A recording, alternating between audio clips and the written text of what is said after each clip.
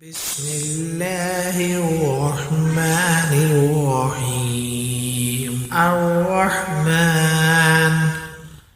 علم القرآن خلق الإنسان علمه البيان. الشمس والقمر بحسبان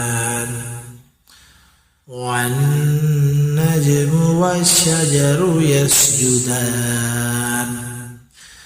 والسماء رفعها ووضع الميزان ألا تطغوا في الميزان